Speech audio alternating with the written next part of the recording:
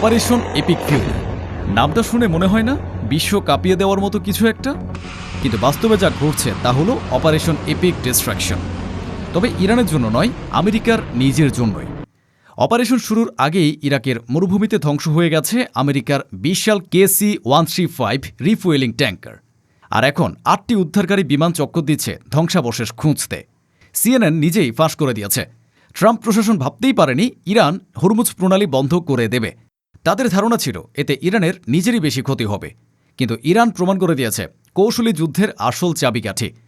President Trump বলছেন, ভয় পেও না, ইরানের কোনো নৌবাহিনী নেই, আমরা তাদের সব জাহাজ ডুবিয়ে দিয়েছি। কিন্তু তিনি জানেনই না যে হামলা হচ্ছে জাহাজ দিয়ে নয়, আকাশ থেকে, ড্রোন আর মিসাইল দিয়ে। পেন্টাগন দাবি করছে ইরানের সব মিসাইল কারখানা ধ্বংস হয়ে গেছে। তাহলে ইরান কোথা থেকে একের পর এক মিসাইল ছুড়ছে, এমনকি তুরস্কের আকাশসীমা পর্যন্ত পৌঁছে যাচ্ছে? আর এদিকে ট্রাম্প বলছেন পুতিন ইরানকে সাহায্য করছে, কিন্তু পুতিনকে থামানোর সাহস পর্যন্ত নেই আমেরিকার।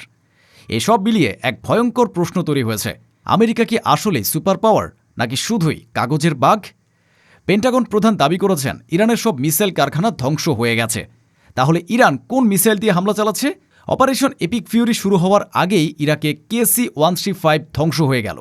তাহলে কি ইরান একে অপারেশন এপিক ডিস্ট্রাকশন বানিয়ে আমেরিকাকে মধ্যপ্রাচ্য থেকে ঘাড় ধাক্কা দিয়ে বের করে দিল? ট্রাম্প নিজে বলছেন পুতিন ইরানকে সাহায্য করছে। তাহলে কেন আমেরিকা পুতিনকে থামানোর সাহস পর্যন্ত পাচ্ছে না? তাহলে কি এটা আসলে আমেরিকা বনাম রাশিয়া ইরান অক্ষশক্তির সরাসরি যুদ্ধ? ফ্রান্স আর ইতালি কেন আমেরিকাকে পাশ কাটিয়ে ইরানের সাথে আলোচনা করছে? ন্যাটো জোট কি ভেতর থেকে ভেঙে পড়ছে? এত অস্ত্র, এত সেনা, এত বাজেট থাকার পরেও কেন আমেরিকা আজ এই দুর্দশার মুখে? এসব প্রশ্নের উত্তর জানতে ভিডিওটিতে একটি লাইক দিন আর শেষ পর্যন্ত আমাদের সাথেই থাকুন। চলুন শুরু করা যাক। এই পুরো ঘটনার সবচেয়ে বড় ধাক্কাটা এসেছে CNN-এর এক রিপোর্ট থেকে। CNN জানাচ্ছে ট্রাম্প প্রশাসনের উচ্চপদস্থ কর্মকর্তারা তাদের কাছে স্বীকার করেছেন যে তারা কল্পনাও করতে পারেনি ইরান হরমুজ প্রণালী বন্ধ করে দেবে। ওয়াশিংটনের ধারণা ছিল হরমুজ বন্ধ করলে ইরানের নিজেদের অর্থনীতি ধ্বংস হয়ে যাবে, কারণ ইরান নিজেও এই প্রণালী দিয়ে তেল রপ্তানি করে। তাই আমেরিকা নিশ্চিত ছিল যে ইরান কখনোই এই আত্মঘাতী পদক্ষেপ নেবে না। কিন্তু ইরান সে হিসাবকে ভুল প্রমাণিত করেছে। তারা প্রমাণ করে দিয়েছে যে স্বল্পমেয়াদী অর্থনৈতিক ক্ষতি মেনে নিয়েও যদি দীর্ঘমেয়াদী কৌশলগত সুবিধা পাওয়া যায় তাহলে সেই সিদ্ধান্ত নেওয়া উচিত। আর এটাই হলো আমেরিকার গোয়েন্দা সংস্থাগুলোর সবচেয়ে বড় ব্যর্থতা। CIA, DIA, NSA সবাই মিলেও ইরানের এ সাহসী পদক্ষেপের পূর্বাভাস দিতে পারেনি। বিলিয়ন বিলিয়ন ডলারের গোয়েন্দা বাজেট, হাজার হাজার বিশ্লেষক, অত্যাধুনিক স্যাটেলাইট এসব থাকার পরেও তারা ইরানের একটা সাধারণ নোটাম পড়ে বুঝতে পারেনি যে কি আসতে যাচ্ছে। এবং এটাই প্রমাণ করে আমেরিকার গোয়েন্দা যন্ত্র হয়তো প্রযুক্তিতে উন্নত, কিন্তু কৌশলগত বিশ্লেষণে তারা ব্যর্থ। এবার আসা যাক প্রেসিডেন্ট ট্রাম্পের কাছে। তিনি জনগণকে আশ্বস্ত করতে বলছেন, ভয় পাওয়ার কিছু নেই, ইরানের কোনো নৌবাহিনী নেই, আমরা তাদের সব জাহাজ ডুবিয়ে দিয়েছে। এই বক্তব্যটি শুনে মনে হয় ট্রাম্প হয় বিষয়টি মোটেও বুঝতে পারছেন না, অথবা জনগণকে ইচ্ছাকৃতভাবে ভুল তথ্য দিচ্ছেন। কারণ বাস্তবতা সম্পূর্ণ ভিন্ন। হরমুজ প্রণালীতে যে ট্যাঙ্কারগুলোতে হামলা হয়েছে সেগুলোতে ইরানের যুদ্ধজাহাজ হামলা করেনি। হামলা হয়েছে ড্রোন এবং ক্রুজ মিসাইল দিয়ে। ইরান ব্যবহার করেছে তাদের শাহেদ 136 কামিকাজে ড্রোন এবং জিরকন অ্যান্টিশিপ মিসাইল। এই অস্ত্রগুলো আকাশ থেকে এসে ট্যাঙ্কারগুলোতে আঘাত করছে। জাহাজ ডুবিয়ে এই হুমকি বন্ধ করা সম্ভব নয়, কারণ হুমকি আসছে আকাশপথ থেকে। আর এখানেই ট্রাম্পের বক্তব্যের হাস্যকর দিকটা বেরিয়ে আসে। ইন্টেল স্লাভা নামের এক সামরিক বিশ্লেষণ চ্যানেল এ বিষয়ে ব্যঙ্গ করে লিখেছে, পেন্টাগনের কেউ কি ট্রাম্পকে জানিয়েছে যে ট্যাঙ্কারগুলোতে জাহাজ দিয়ে হামলা হয়নি? এটা এমন যে একজন লোক তলোয়ার নিয়ে বন্দুক যুদ্ধে নেমেছে এবং গর্ব করে বলছে, আমার তলোয়ার অনেক ধারালো। ট্রাম্প জাহাজ খুঁজছেন আর ইরান আকাশ থেকে আঘাত করছে। এটাই হলো কৌশলগত অন্ধত্বের নিখুঁত উদাহরণ। এবার আসা যাক পেন্টাগনের দাবির দিকে। আমেরিকার প্রতিরক্ষা সচিব দাবি করেছেন, আমরা এবং ইসরায়েল মিলে ইরানের সমস্ত ব্যালিস্টিক মিসাইল উৎপাদন ধ্বংস করে দিয়েছে। তেহরান এখন শুধু তাদের আগের মজুদ দিয়েই মিসাইল ব্যবহার করছে। কিন্তু বাস্তবতা কি বলছে? ইরান ক্রমাগত মিসাইল ছুড়ে চলেছে। শুধু তাই নয়, তাদের মিসাইল এখন ইসরায়েলে ছড়িয়ে তুরস্কের আকাশসীমা পর্যন্ত পৌঁছে যাচ্ছে। তুরস্কের প্রতিরক্ষা মন্ত্রণালয় গত সপ্তাহে ঘোষণা করেছে যে ন্যাটো বাহিনী ভূমধ্য সাগরে ইরানের একটি মিসাইল ধ্বংস করেছে, যেটি তুরস্কের আকাশসীমায় প্রবেশ করছিল। এখন প্রশ্ন হচ্ছে, যদি সত্যি সব মিসাইল কারখানা ধ্বংস হয়ে গিয়ে থাকে তাহলে এই মিসাইলগুলো আসছে কোথা থেকে? স্বর্গ থেকে? এখানে 3টি সম্ভাবনা আছে। প্রথমত, পেন্টাগন মিথ্যে বলছে। তারা আসলে ইরানের সব মিসাইল কারখানা ধ্বংস করতে পারেনি, কিন্তু নিজেদের সাফল্য দেখাতে মিথ্যা দাবি করছে। দ্বিতীয়ত, ইরানের গোপন ভূগর্ভস্থ মিসাইল কারখানা আছে, যেগুলো আমেরিকার স্যাটেলাইটও খুঁজে পায়নি। এটা হলে এটা আমেরিকার গোয়েন্দা ক্ষমতার জন্য আরও বড় লজ্জার। তৃতীয়ত, ইরান হয়তো রাশিয়া বা চীনের কাছ থেকে গোপনে মিসাইল সরবরাহ পাচ্ছে। ট্রাম্প নিজেই তো বলেছেন পুতিন ইরানকে সাহায্য করছে। যেটাই হোক, এই তিনটি সম্ভাবনার প্রতিটি আমেরিকার জন্য অত্যন্ত লাভজনক। যদি পেন্টাগন মিথ্যে বলে থাকে তাহলে জনগণের আস্থা নষ্ট হবে। যদি ইরানের গোপন কারখানা খুঁজে না পান তাহলে প্রমাণ হয় আমেরিকার গোয়েন্দা যন্ত্র অকার্যকর। আর যদি রাশিয়া চীন সাহায্য করে থাকে তাহলে এটা আরও বড় প্রশ্ন তোলে, আমেরিকা কি তাদের থামাতে পারবে? এবার আসা যাক অপারেশন এপিক ফিউরির কথায়। এই নামটা শুনে মনে হয় বিশ্ব কাঁপানো কিছু একটা, কিন্তু বাস্তবে যা ঘটছে তা হলো সম্পূর্ণ উল্টো। অপারেশন শুরু হওয়ার আগেই আমেরিকার একটি special KC-135 strato tanker refuelling বিমান ইরাকের পশ্চিমাঞ্চলে বিধ্বস্ত হয়েছে।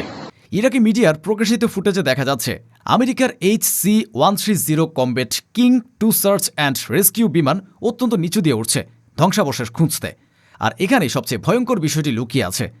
পেন্টাগন অপারেশন শুরুর আগেই 8টি HC-130 উদ্ধারকারী বিমান এ অঞ্চলে মোতায়েন করেছে। এর মানে কি? এর মানে হলো তারা আগে থেকে জানত যে বিমান ক্ষতির সম্ভাবনা অনেক বেশি।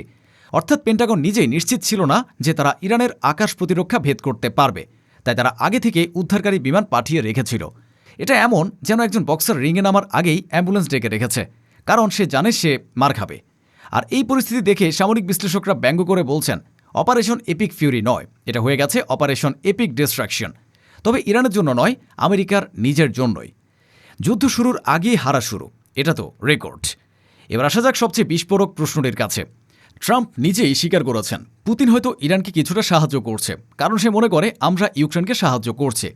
এই বক্তব্য অত্যন্ত গুরুত্বপূর্ণ, কারণ এতে তিনি পরোক্ষভাবে স্বীকার করে নিয়েছেন যে রাশিয়া ইরানের পাশে আছে।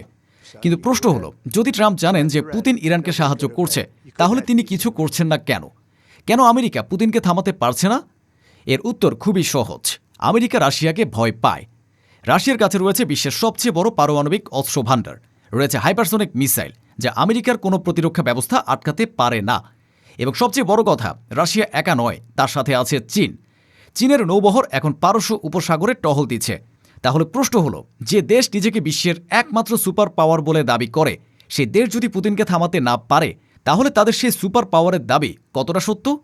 এটা কি আসলে আমেরিকা বনাম রাশিয়া ইরান চীন অক্ষশক্তির সরাসরি যুদ্ধ, যেখানে আমেরিকা একা আর অসহায়?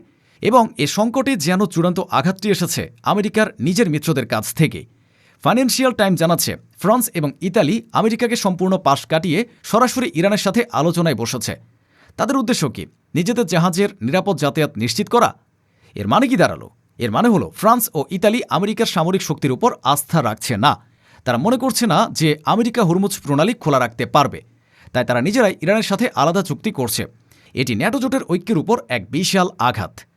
কল্পনা করুন যে মিত্ররা আপনার সাথে থাকার কথা, তারাই যদি পেছন থেকে আপনাকে ছুরি মারে, তাহলে শত্রুদের আর কিছুই করার থাকে না। আর এই ঘটনা প্রমাণ করে যে ন্যাটো জোট এখন শুধু কাগজে কলমে আছে, বাস্তবে নয়। যখন সংকট আসে তখন প্রত্যেকে নিজের স্বার্থ দেখে, আর আমেরিকা থাকে একা। এবং এই সব বিপর্যয়ের মধ্যে ওয়াল স্ট্রিট জার্নাল জানাচ্ছে আমেরিকা 2500 মেরিন পদাতিক সেনা মধ্যপ্রাচ্যে পাঠাচ্ছে। সেন্ট্রাল কমান্ড মানে সেন্টকম পেন্টাগনের কাছে জরুরি অনুরোধ পাঠিয়েছে, আর প্রতিরক্ষা সচিব পিট হেগসেথ সেই অনুরোধ অনুমোদন করেছেন। কিন্তু এখানে একটা বড় প্রশ্ন আছে।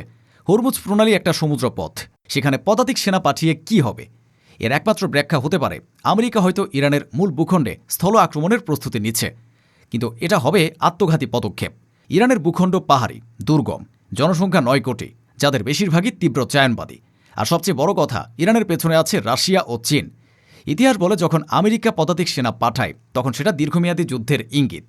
ভিয়েতনামে এমনই হয়েছিল, আফগানিস্তানে এমনই হয়েছিল, ইরাকে এমনই হয়েছিল, আর প্রতিবারই ফলাফল ছিল একই, অপমানজনক পরাজয়। তাহলে কি আমেরিকা আবারও সেই একই ভুল করতে যাচ্ছে?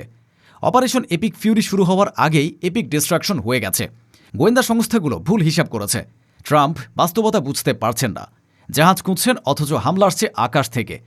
পেন্টাগন হয়তো মিথ্যা বলছে, দাবি করছে মিসাইল কারখানা ধ্বংস, কিন্তু মিসাইল আসছে একের পর এক।